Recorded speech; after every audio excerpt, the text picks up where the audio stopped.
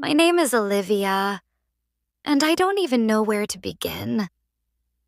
Maybe from the silence of my childhood. Maybe from the nights when I pressed my pillow against my mouth so nobody could hear me cry.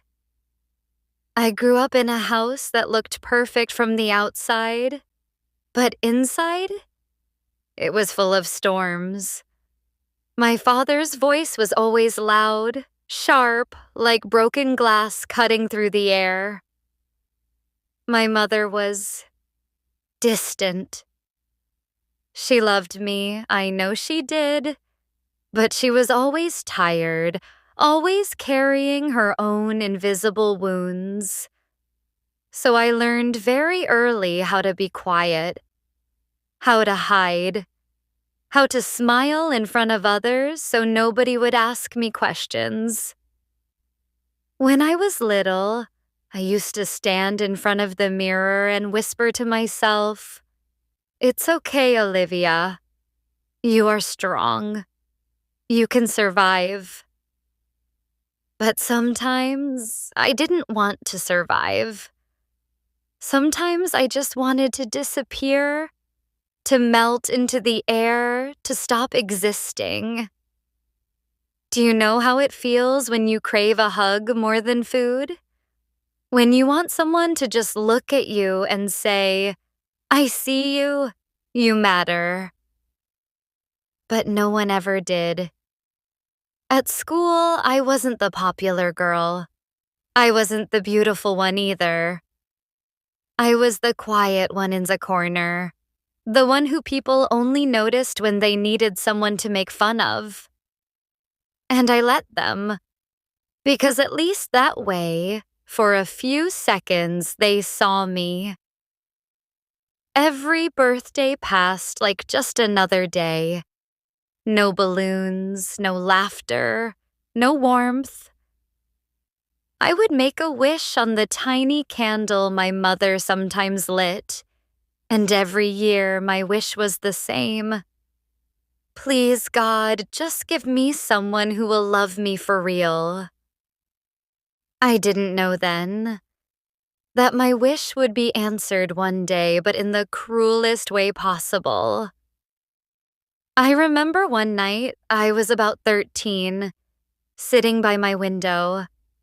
The sky was heavy with clouds, and the rain tapped against the glass like soft fingers. I closed my eyes and imagined a different life. A life where someone held my hand, where someone told me, "Olivia, you are not alone." But when I opened my eyes, it was just me. Always just me. Loneliness has a way of eating you alive. Slowly. You start to believe the lies it whispers. You are not enough. Nobody will ever stay. You are unlovable. And when you hear those words every single day inside your head, you start to believe them. I carried those lies with me. Through every classroom, through every hallway, through every sleepless night. Until one day, I met someone who made me believe they weren't true. And that was the beginning of my greatest hope and my deepest heartbreak. I was 16 when it happened, 16 years old, carrying an old heart. 16 years old, already tired of life. That was the year I met him. I still remember the day so clearly. It was autumn and the air smelled like rain and fading leaves. I was sitting alone under a tree at school, sketching shapes in my notebook just to escape the noise of the world. And then his shadow fell over me. "Hey," he said with a smile that felt like sunlight breaking through a storm. I looked up, and for the first time in my life, someone's eyes didn't pass through me. They stopped. They stayed. His name was Daniel. He sat beside me, even though there were 100 other places he could have gone. He asked me what I was drawing, and when I hesitated, he leaned closer and whispered, "Don't worry, I'm not here to laugh at you." Do you know how powerful those words were for me? Nobody had ever cared enough to reassure me like that. Nobody had ever noticed how fragile I really was. That day, something inside me shifted. I found myself waiting for him in the hallways, listening for his voice, searching for his face in the crowd. And every time he looked at me, every time he spoke my name, I felt like I finally existed. Weeks turned into months, and slowly he became my everything. He would sit with me during lunch. He would walk with me after class. He would listen to me talk about my fears, things I never dared to tell anyone else. One night, when we were sitting under the same tree where we first met, he looked at me and said, "Olivia, you don't see yourself the way I see you. You think you're invisible, but to me, you're the only one that matters." Those words, they wrapped around my heart like a warm blanket. For the first time, I believed I was worth something. I used to stay awake at night replaying every moment with him. The way he laughed, the way he teased me, the way his voice softened when he said my name. And in those nights, I wasn't lonely anymore. In those nights, I didn't cry myself to sleep. He became my safe place, my secret diary, my shelter. And slowly I gave him everything, my trust, my hope, my fragile little heart. I know people say that teenage love isn't real love, but they're wrong. Because what I felt for him was the truest thing I had ever known. He was my answered prayer. He was the hug I had been waiting for since childhood. And I believed him when he promised me forever. I believed him when he held my hand and said, "I'll never leave you, Olivia. Never." But forever? Forever is such a dangerous word. And promises can break more than bones. I didn't know it then, but the same boy who made me believe in love would also be the reason I learned what heartbreak really means. And when he left, he didn't just take himself away. He took me with him. He took every part of me and left me empty. I don't know how to explain what happened, because even today, years later, I still don't fully understand it myself. One day, everything was fine. Daniel was laughing with me, holding my hand, telling me how much he cared. He promised me he would call me that night. He promised me we'd go watch the stars together that weekend. But the call never came. The weekend never happened. Instead, there was silence. At first, I thought maybe something had come up. Maybe he was busy. Maybe he had lost his phone.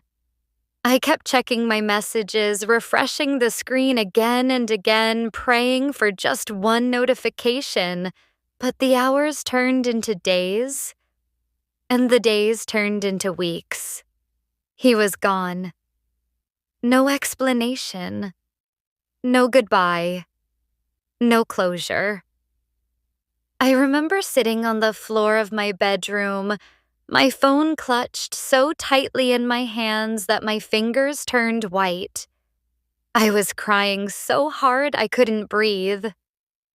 Every part of me was screaming, "Why? What did I do? What did I say?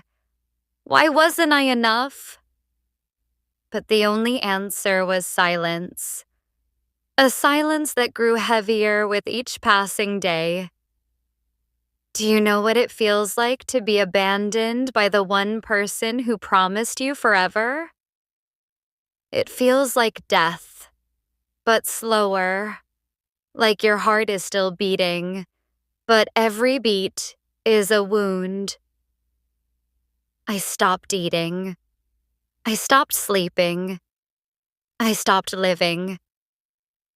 I would stare at my reflection in the mirror and whisper, "Olivia, what's wrong with you?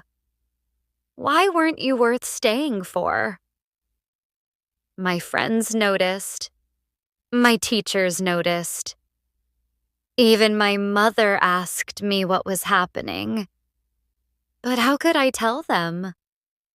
How could I explain that the only reason I ever felt alive had just vanished? And with him, he had taken the last piece of me. Every night I cried myself to sleep, waiting for a message that never came. Every morning I woke up hoping it was all a nightmare, but it never was. Reality was worse than any dream.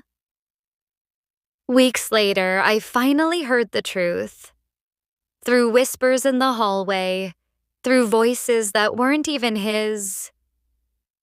I found out he was with someone else. Someone prettier. Someone funnier. Someone better. And that was the moment I realized he didn't just leave me.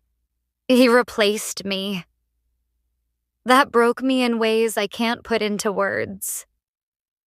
It wasn't just heartbreak. It was the confirmation of every fear I had carried since childhood. That I was invisible. That I wasn't enough. That I didn't deserve love. I remember curling up on the cold floor, holding my chest as if I could keep my heart from falling apart. I whispered his name like a prayer, like a curse, like a plea. "Daniel, please, please come back." But he never did. He never even looked back. And that's when I learned. The people who promise you forever are sometimes the ones who teach you what never feels like. I always thought if I loved him enough, he would stay. If I was patient enough, kind enough, loyal enough, maybe Adrian would one day look at me the way I looked at him. But life doesn't work that way. Love doesn't always reward you for being good. Sometimes, it punishes you for it. Adrian began to drift further away. He stopped coming to the library altogether. Our late-night conversations grew shorter, colder. Days would pass without a message, and when I finally gathered the courage to ask him why, he simply said, "I've been busy." Busy. Such a small word, but it carried the weight of rejection. I tried to convince myself it was nothing, that he still cared, that he still needed me. But deep down, I could feel it. The distance, the silence, the slow unraveling of everything I had built my fragile heart upon. And then, the day came that shattered me completely. I was walking down the hallway at school when I saw him, Adrian, standing with that same girl I had once noticed. But this time, it wasn't just laughter between them. It was closeness. It was the way he leaned into her, the way his hand brushed against hers, the way his eyes lit up in a way I had prayed they would light up for me. I froze. It felt like the ground beneath me had disappeared. He saw me standing there. Our eyes met for a second. Just a second. And in that second, I realized everything. I was never the one. I was never going to be the one. I walked away before he could say anything. My chest felt like it was tearing open with every step. By the time I reached the bathroom, tears were streaming down my face uncontrollably. I locked myself in a stall, covered my mouth with both hands, and cried until my body shook. I wanted to scream. I wanted to break something. But all I did was whisper to myself, why wasn't I enough? Why am I never enough? That night, I wrote in my diary, he has someone else now, and I only have my loneliness. Still, when he texted me later that week, just a casual, "Hey, how are you?" I answered. I couldn't stop myself. Because even though my heart was breaking, even though he was slipping away, I would rather have pieces of him than nothing at all. And that was my biggest mistake. Because holding on to someone who doesn't want to stay only makes the fall so much harder. Time is a strange thing. They say it heals, but for me, it didn't heal. It only taught me how to hide my pain better. Months passed, then years. Everyone around me moved on. My classmates graduated, started new lives, made new memories. And me?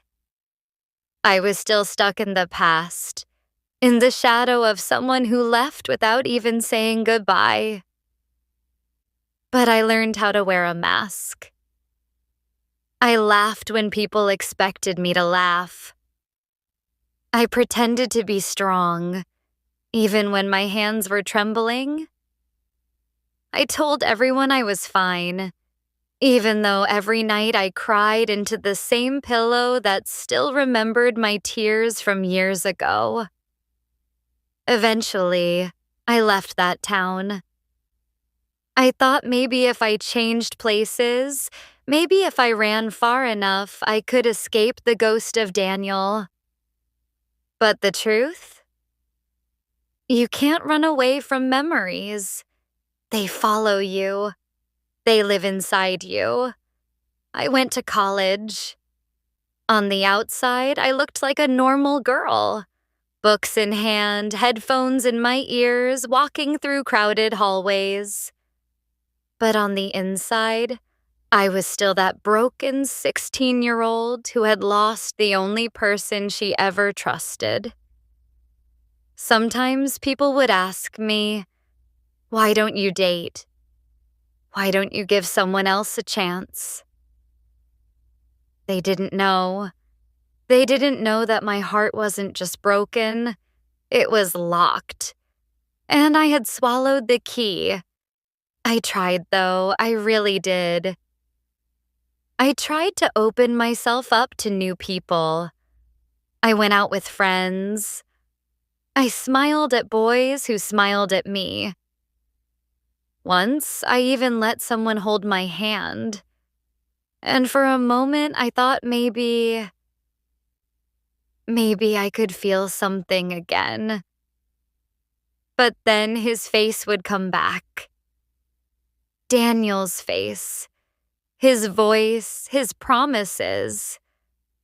And suddenly, every touch felt wrong. Every laugh felt fake. Every hope felt dangerous. So I pulled back again because I wasn't ready to be hurt again. But you know what the hardest part was? It wasn't the loneliness. I had learned to live with loneliness. The hardest part was pretending.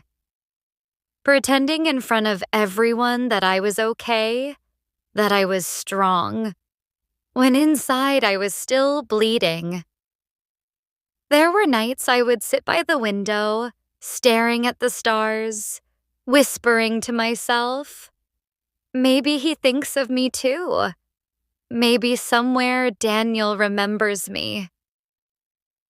But deep down, I knew the truth. He had moved on. He had built a new life. And I was nothing more than a forgotten chapter. Sometimes I wondered if he ever regretted it, if he ever missed me even for a second. But I never got the answer. And maybe I never will. So I kept going. Step by step, day by day.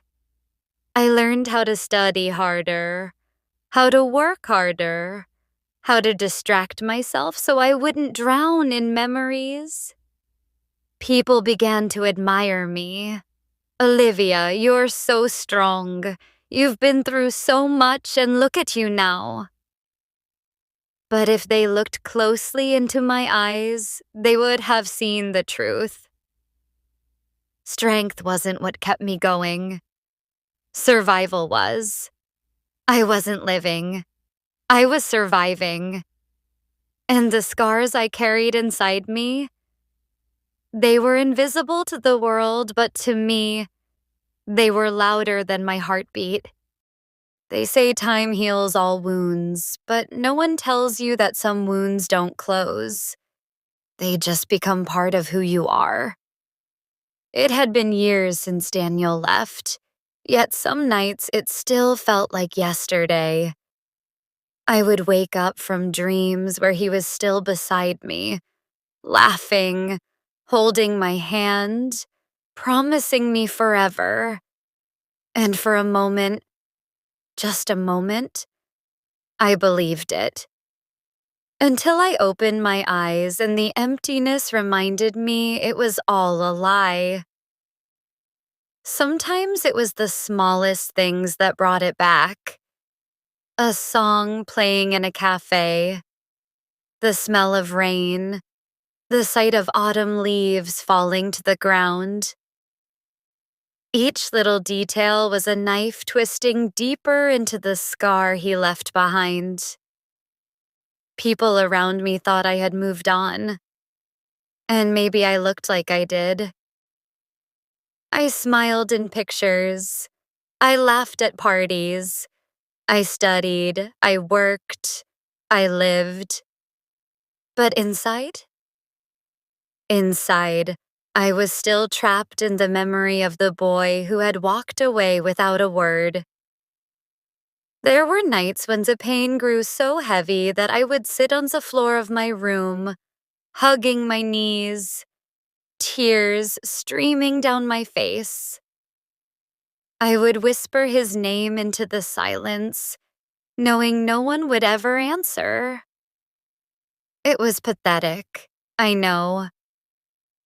But when your heart is broken that deeply, logic doesn't matter.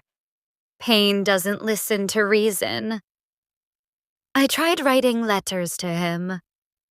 Letters I never sent. Pages filled with questions he would never read. Why did you leave? Was I not enough? Did you ever love me at all? But I always tore them apart in the end, because the truth was clear. Answers wouldn't change anything. He was gone, and he wasn't coming back. Some days I hated him, truly hated him.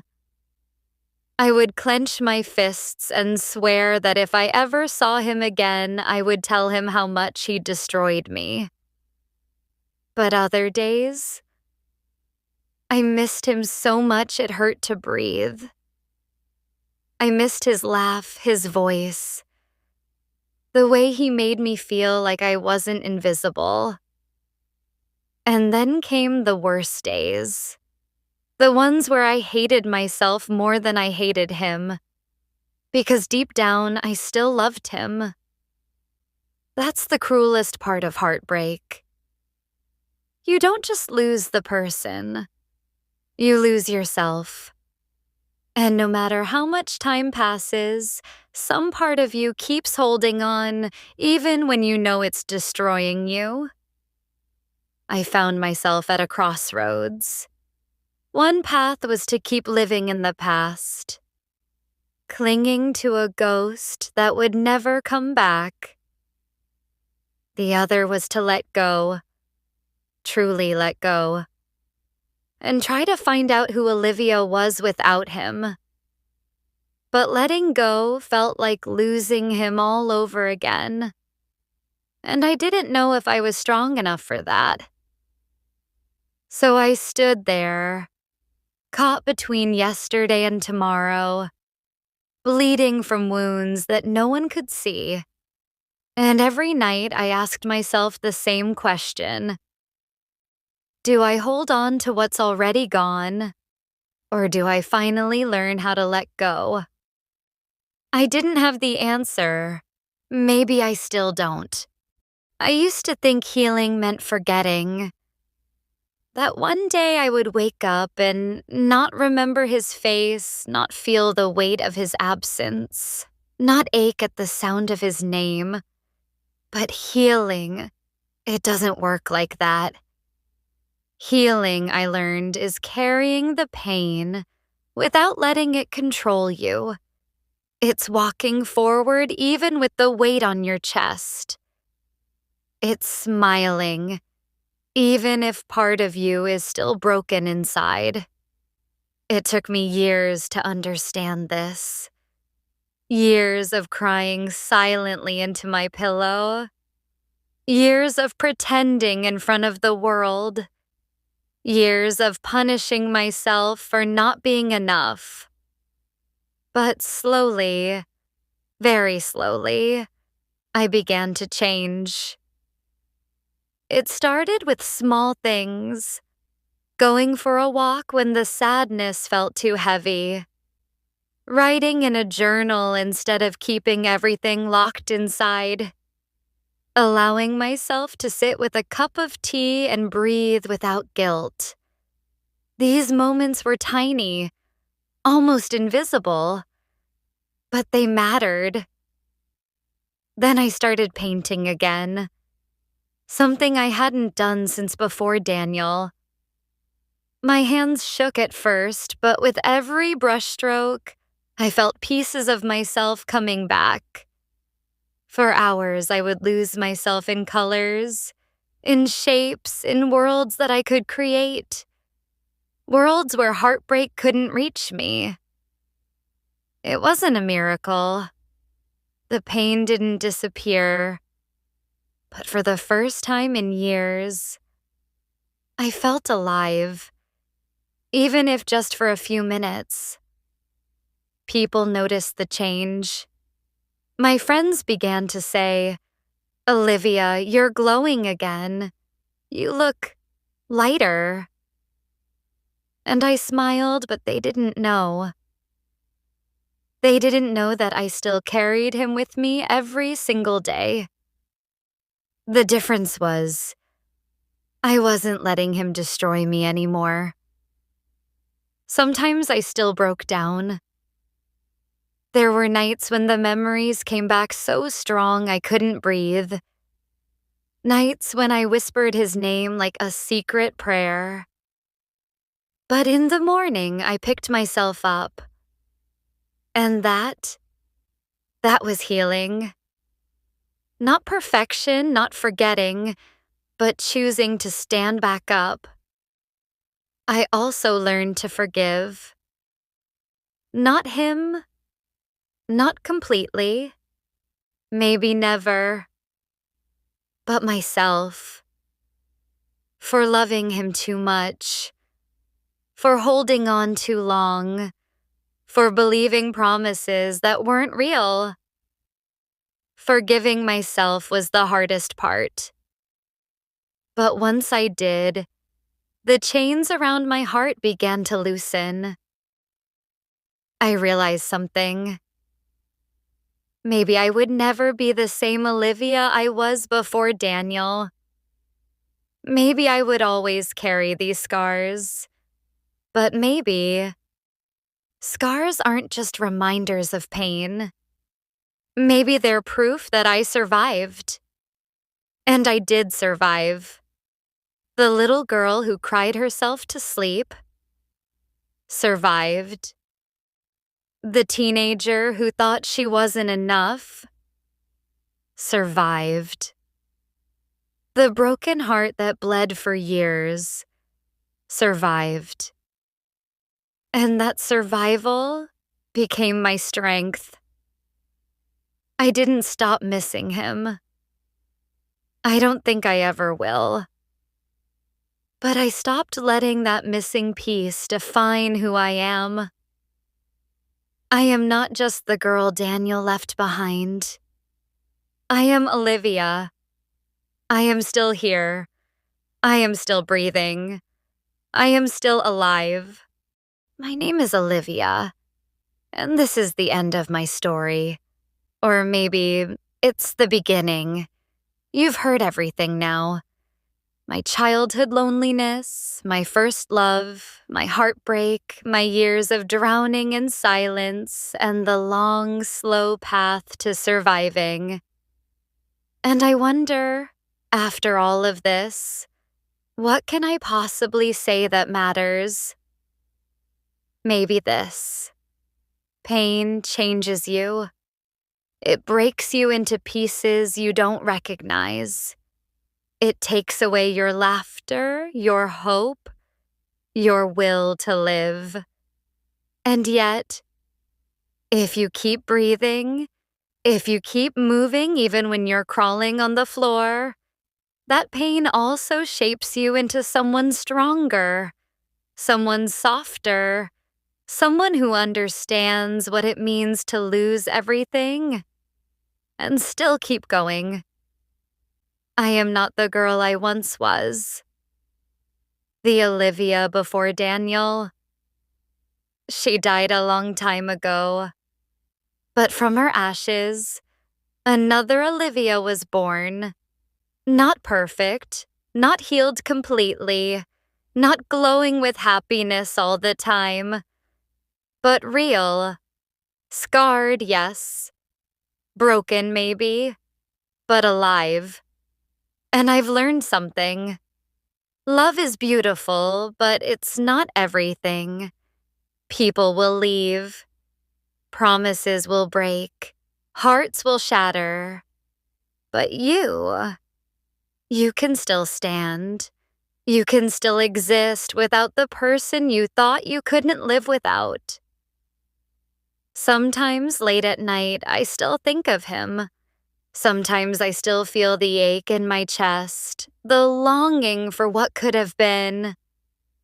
And sometimes I still cry, because healing isn't a straight line. It's messy, it's painful, it's endless. But when the tears dry, I remind myself of this truth. I survived. And survival, after all I've been through, is a kind of victory. To anyone listening to my story, maybe your heart is broken right now. Maybe you're waiting for a message that will never come, holding on to someone who already let go of you. Maybe you cry yourself to sleep the way I once did. If that's you, please hear me when I say this. You are not alone. I know it feels like you are. I know it feels like the whole world has moved on without you, like nobody sees your pain. But I see you. I know that silence. I know that ache. And I promise you, One day it won't hurt this much. The scars will stay, yes. The memories will stay, but the pain, it will soften. It will no longer control you. It will no longer define you, because you are stronger than you think. Stronger than the heartbreak. Stronger than the loneliness. Stronger than the silence. And if I could survive, the quiet, invisible girl who thought she was never enough, then so can you. So this is my goodbye.